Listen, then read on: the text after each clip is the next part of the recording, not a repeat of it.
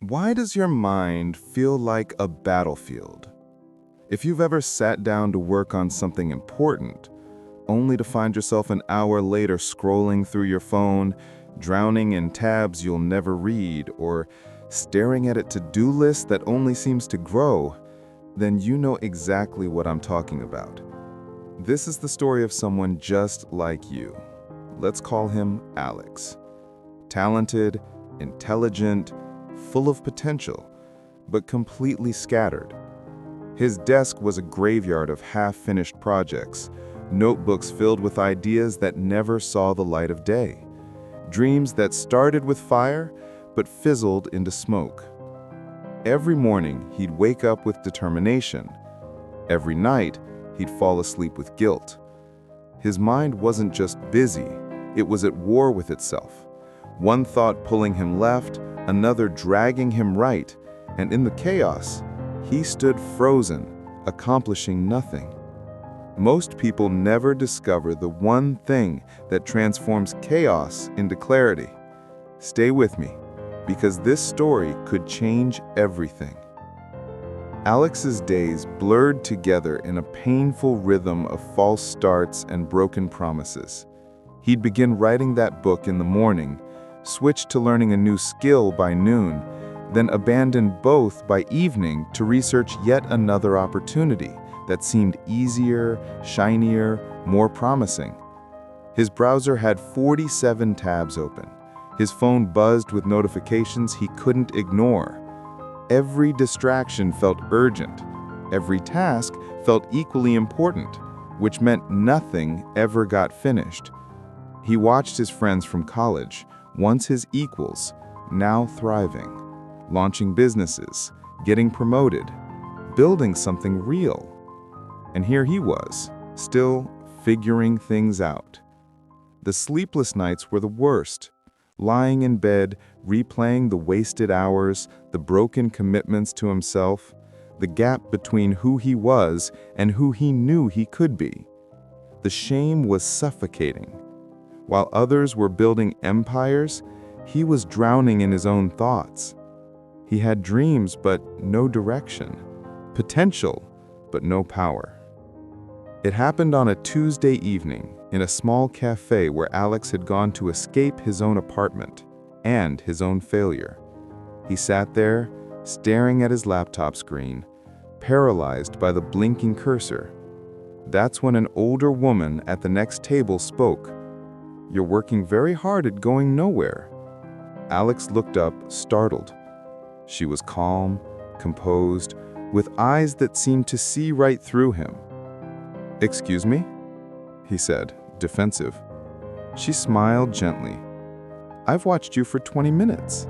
You've opened 6 different documents, checked your phone 11 times, and haven't written a single sentence that stuck.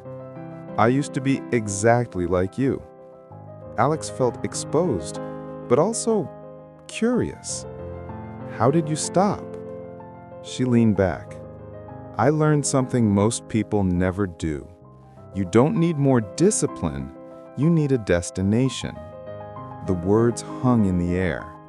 Before he could respond, she stood. "Come with me tomorrow morning. I'll show you what I mean." She handed him an address.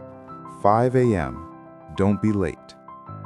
Alex arrived at the riverbank just as the sky began to blush with dawn. The woman was already there, standing beside a small wooden boat.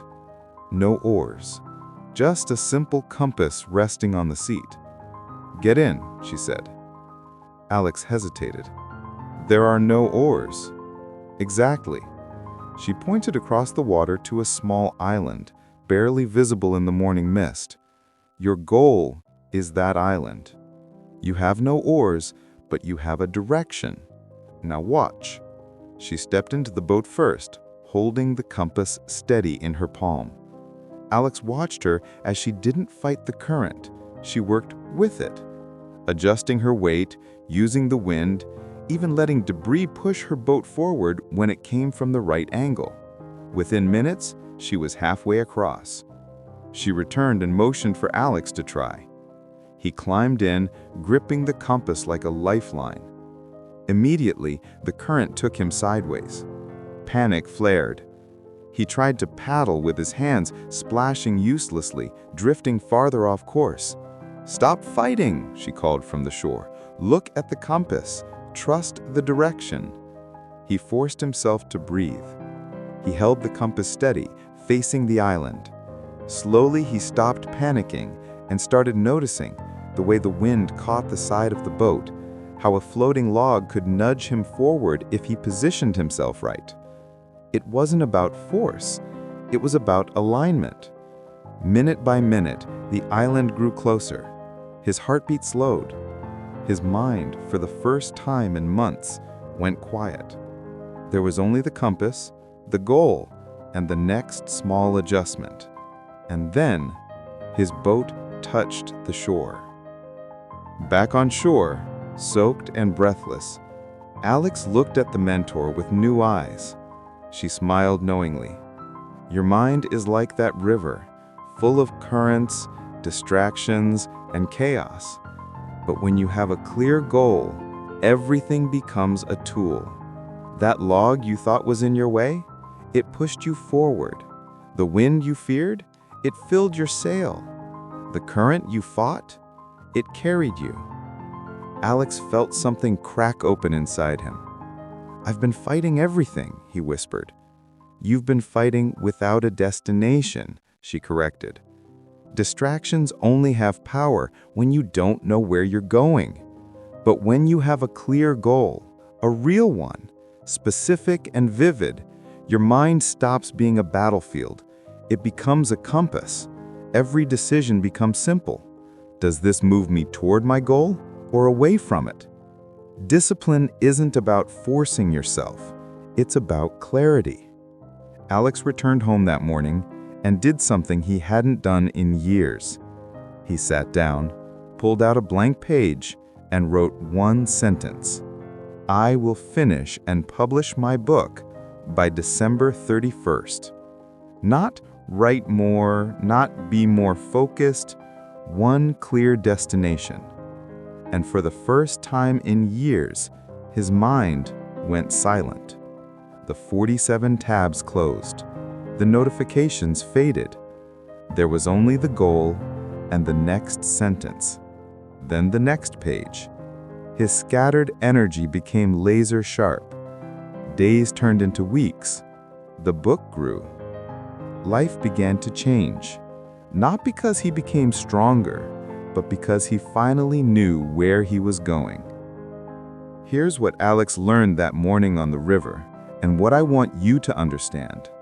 A clear goal isn't just a wish, it's a command to your mind.